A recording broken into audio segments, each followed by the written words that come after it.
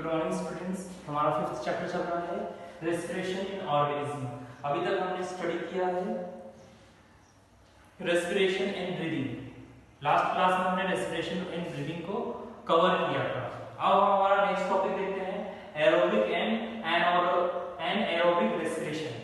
Aerobic respiration and anaerobic respiration means जो हमारा respiration है वो भी टू टाइप्स का होगा। ऐसा रेस्पिरेशन जो ऑक्सीजन की प्रेजेंस में हो उसे हम क्या नाम देंगे? Aerobic respiration. ऐसा रेस्पिरेशन जो ऑक्सीजन की प्रेजेंस में हो उसे हम क्या नाम देंगे? Aerobic respiration. और एक ऐसा रेस्पिरेशन जो ऑक्सीजन के एब्सेंस में है ना, ऑक्सीजन के अनुपस्थिति में हो तो उसे हम क्या नाम देंगे? Anaerobic respiration. ये दो टाइप के होते हैं। There are two types of respiration. One take place in the presence of oxygen, है ना। पहला वाला हमारा होता है ऑक्सीजन की प्रेजेंस में और दूसरा होता है एनारोबिक ऑक्सीजन की एब्सेंस में। The respiration that takes place in the presence of oxygen is called aerobic respiration. The aerobic respiration involves utilization of oxygen for breakdown of chemical bonds. यहाँ पर क्या होता है, हम ऑक्सीजन की हेल्प लेते हैं और हमारा जो फूड है उसकी एनर्जी को हम कन्वर्ट करने के लिए, ब्रेकडाउन करने के लिए हम यहाँ पर किसका यूज करते हैं? ऑक्सीजन का।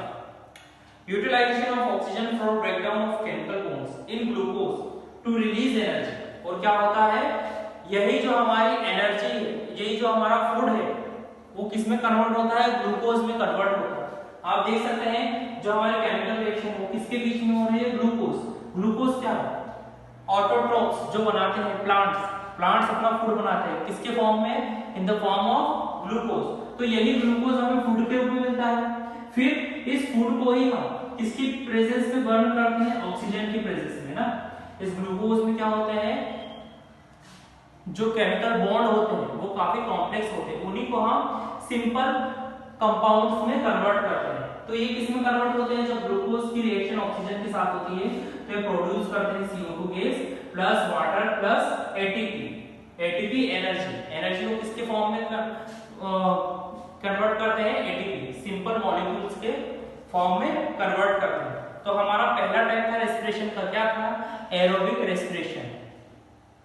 The respiration that take place in the presence of oxygen.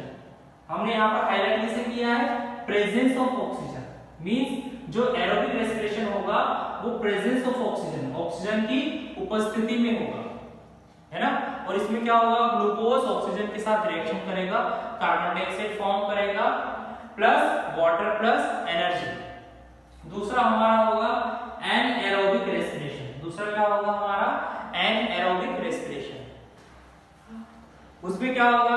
This respiration take place in the absence of oxygen. एक ऐसा रेस्पिरेशन जो ऑक्सीजन के एब्सेंस में हो, ऑक्सीजन की अनुपस्थिति में हो, उसे हम क्या नाम देंगे? Anaerobic respiration.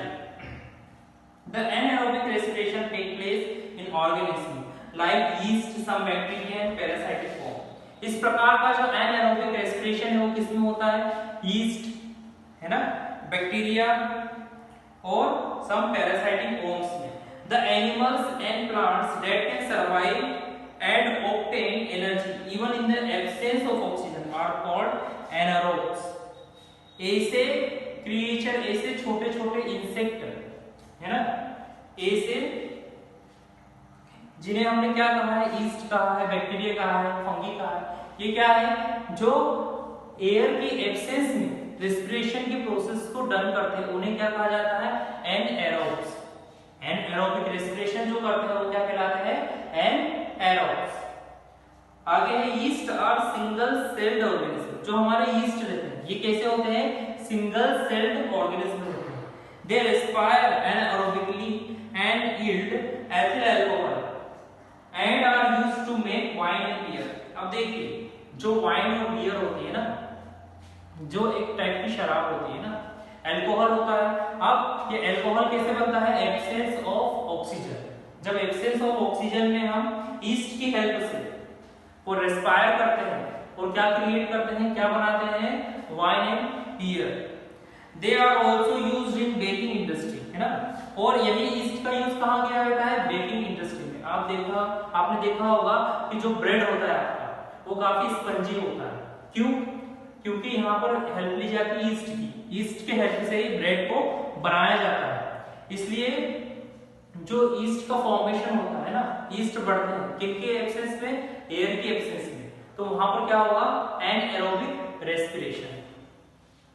अब यहाँ पर क्या होगा, जो ग्लूकोज होगा, अब यहाँ पर ऑक्सीजन तो है ही, लेकिन ऑक्सीजन की एब्सेंस में ग्लूकोज हमारा कन्वर्ट हो रहा है अल्कोहल में, प्लस कार्बन डाइऑक्साइड, और जो एनर्जी है वो रिलीज होगी। यहाँ पर क्या होगा, ऑक्सीजन की एब्सेंस में हमारा ग्लूकोज कन्वर्ट होगा अल्कोहल में, कार्बन डाइऑक्साइड गैस रिलीज होगी और हमारी एनर्जी भी इमिट होगी। अब हमें दिया है table 5.1 differences between aerobic and anaerobic respiration. हमें पता होना चाहिए कि एरोबिक रेस्पिरेशन और एनएरोबिक रेस्पिरेशन में क्या-क्या डिफरेंस होता है। सबसे पहला डिफरेंस क्या है, take place in the presence of oxygen. Aerobic respiration क्या होता है, ऑक्सीजन की प्रेजेंस में होता है।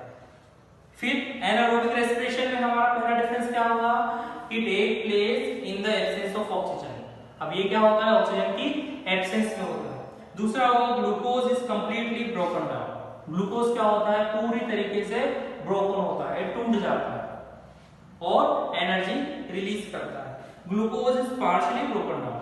यहाँ पर क्या होता है, एनारोबिक में जो ग्लूकोज है वो पार्शियली ब्रेक डाउन होता है, मींस यहाँ पर पूरी तरीके से ये ब्रेक डाउन नहीं होते, इसलिए किसमें कन्वर्ट होते हैं, अल्कोहल में। अल्कोहल में कन्वर्ट होते हैं और कार्बन डाइऑक्साइड गैस रिलीज करते हैं। Release maximum amount of energy.